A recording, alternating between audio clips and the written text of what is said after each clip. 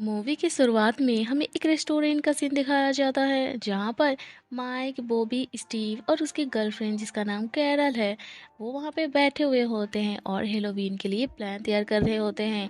जहाँ माइक कहता है, हर साल की तरह हम जेकब को ही परेशान करेंगे, उसे ही टॉर्चर करेंगे।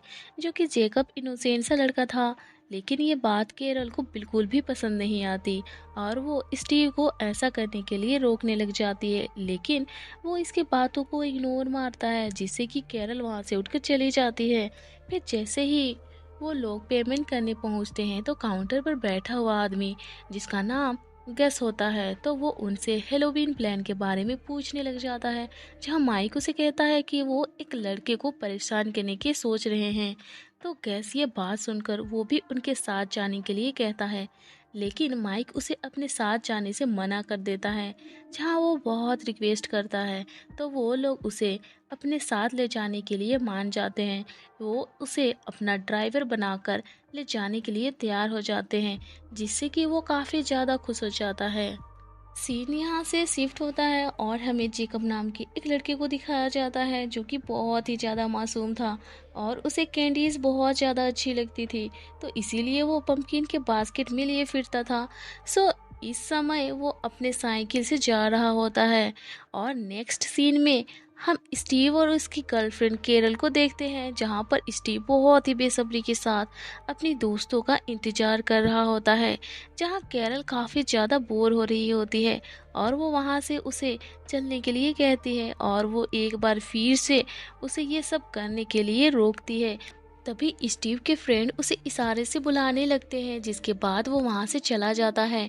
फिर जेकब को दिखाया जाता है जो कि स्टेज शो की ऑनर डॉक्टर डेट के लिए काम कर रहा होता है। लेकिन जब वो उसके शो के लिए जाने में लेट हो जाता है तो डॉक्टर डेट उसे अपने पास बुलाता है और बहुत ही प्यार से उसे समझाते हुए ये कहता है कि मैं कभी भी तुम्हें उस सिचुएशन में नहीं डालूंगा जिसमें मैं गुजर चुका हूँ, क्योंकि अब हम एक फैमिली हैं। डॉक्टर डेड उससे बहुत ज़्यादा प्यार करते थे। फिर जब डॉक्टर डेड अपनी शो कर रहे होते हैं तो उसी समय जेकब को परेशान करने के लिए माइक और उसके दोस्त वहाँ पर पहुँच जाते हैं। वो उसे चारों तरफ से घेर लेते हैं और उसे तंग करने लगते हैं। लेकिन जेकब ये सब बर्दाश्त करके तंग आ चुका था, तो खुद के डिफेंस में माइक को धक्का दे देता है ताकि उसे कुछ ना कहे। लेकिन माइक को और ज़्यादा गुस्सा आ जाता है और उसे बहुत मारने लग जाता है और उसके साथी भी मार रहे होते हैं, जिसकी वजह से जेकब वहीं पर मर जाता है। ये सब होता हुआ केरल देख रही होती है, क्योंकि वो वहाँ पर छुप कर खड़ी हुई थी।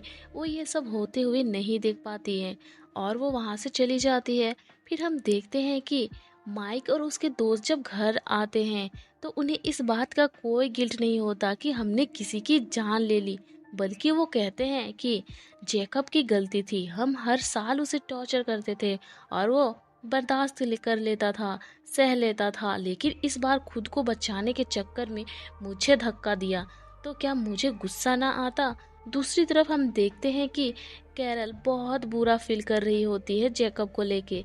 जब शो के ऑनर ये देखता है कि जेकब को किसी ने मार दिया है तो उसे बहुत गुस्सा आता है।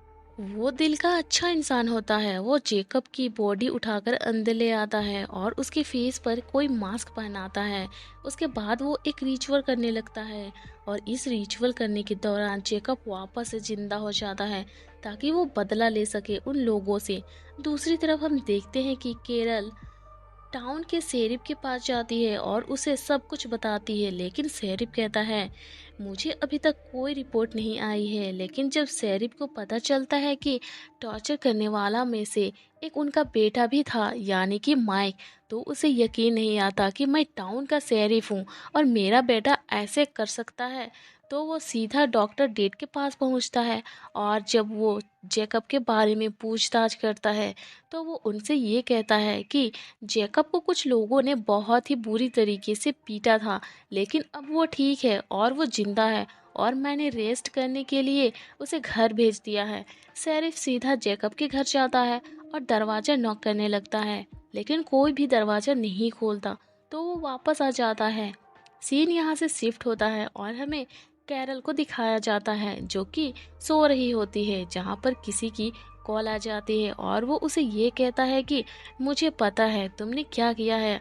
और फिर उसके अपनी खिड़की के पास किसी के होने का एहसास होता है, तो वो वहाँ पर जाकर चेक करने लग जाती है, जहाँ पर कोई और नहीं बल्कि स्टीव होता है, जो कि उसे बहुत बुरी तरह से डरा देता है।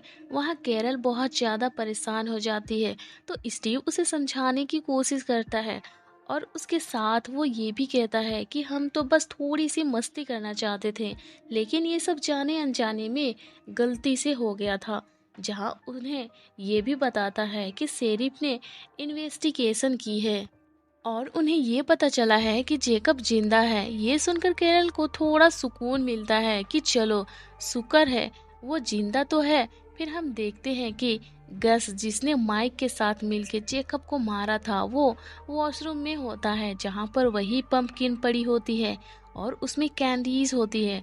वो उसे खाने लगता है, तभी वहाँ पर जेकब आ जाता है, जिसके चेहरे में वही मास्क लगा हुआ था, जहाँ वो बहुत ही ज़्यादा खतरनाक और डरावना दिख रहा होता है। गैस उसे इस हालत में देख के डर जाता है और वो वहाँ पर उसे कन्विंस करने की कोशिश करने लगता है और साथ ही वो ये भी कहता है कि उसने कुछ भी नहीं किया है, वो तो सिर्फ ड्राइवर था। जेकब कुछ कहे बिना उसका गला दबाकर उसका पेट को बहुत बुरी तरीके से चीर देता है, जिसकी वजह से वो वहीं पर मारा जाता है। थोड़ी देर बाद उस जगह पर शेरिफ भी आ जाता है और इन्वेस्टिगेशन करने लगता है। हर तरफ कैंडीज बिखरी हुई थी। जब शेरिफ इन्वेस्टिगेशन करता है तो उसे ये पता चलता है कि उस रात जेकब को टॉर्चर करने वालों में से ये भी था, तो उसे शक होता है कि उसके पीछे जेकब का हाथ है, जेकब ने ही इसे मारा है। दूसरी तरफ जब स्टीव और कैरल को गैस के मरने की खबर मिलती है तो वो शेरिफ के पास पहुंचते हैं, जहां शेरिफ उसे ये पूछता है कि अगर तुम लोगों को कुछ भी पता है तो मुझे अभी बता दो। ये सब सुनकर स्टीव सारी बातें बता देता है।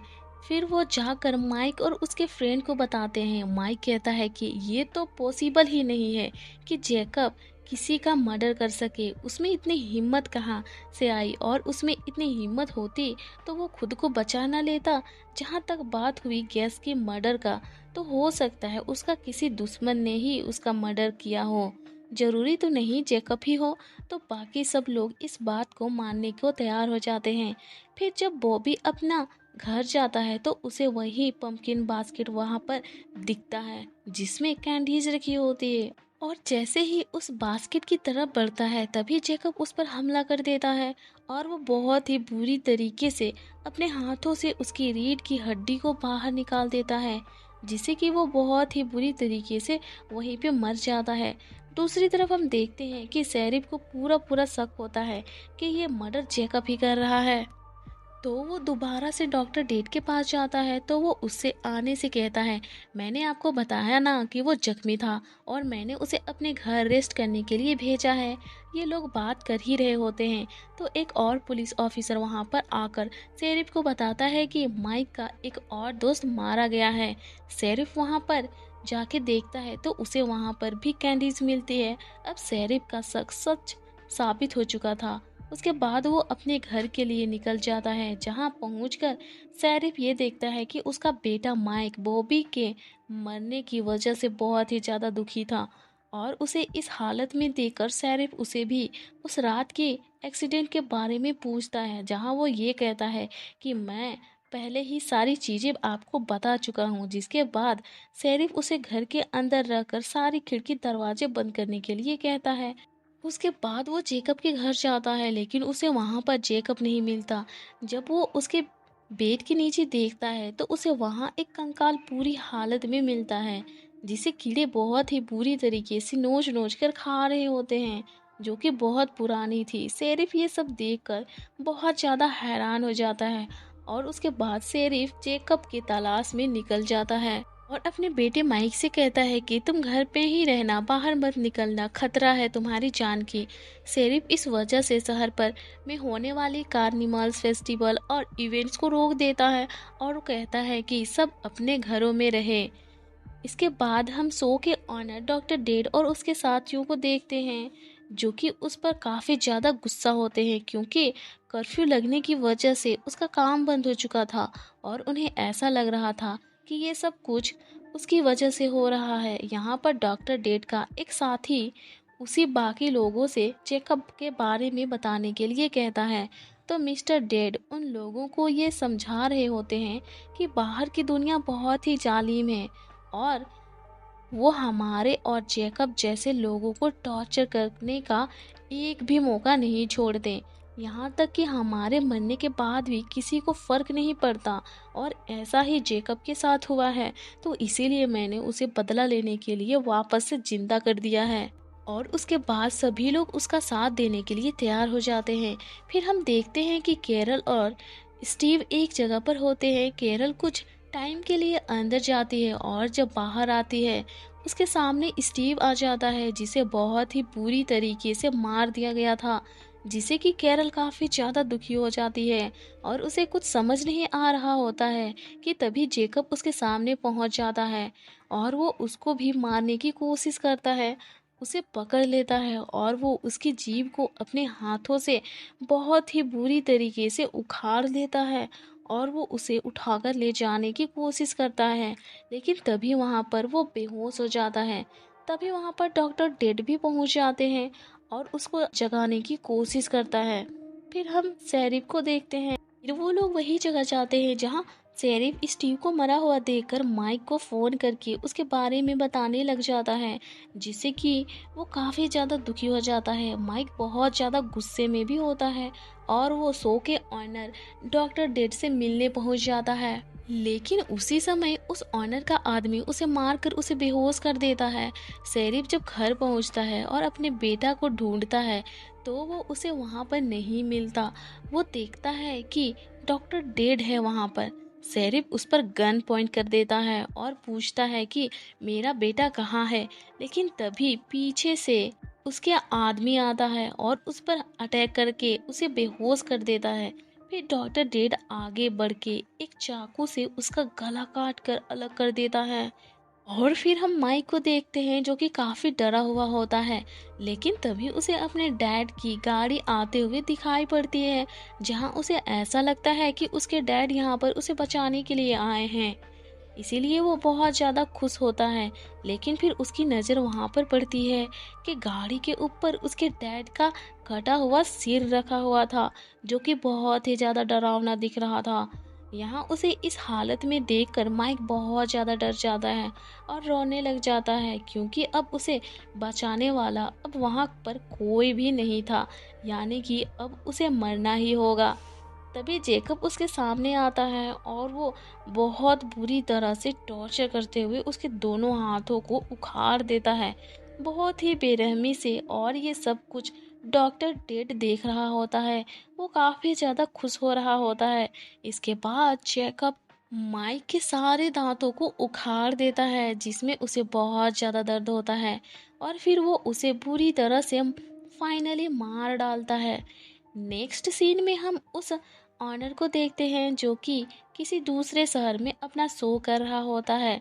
वो वहाँ पर एक लड़की को नेकलेस देता है जो कि माइक के दांतों से बना हुआ था और उसे बता रहा होता है जेकब के बारे में। तो वो लड़की कहती है, मुझे इस बात पर यकीन नहीं है कि वो कैसे जिंदा हो गया और कैसे लोगों को मार सकता है।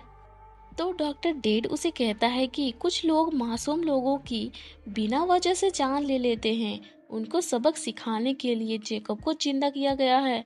फिर हम मूवी के लास्ट सीन में हम देखते हैं कि जेकब अपने घर में वही मास्क पहने बैठा होता है और वो अपनी फेवरेट कैंडीज खा रहा होता है। और इसी के साथ ये मूवी एंड हो जाती है। Thank you for watching.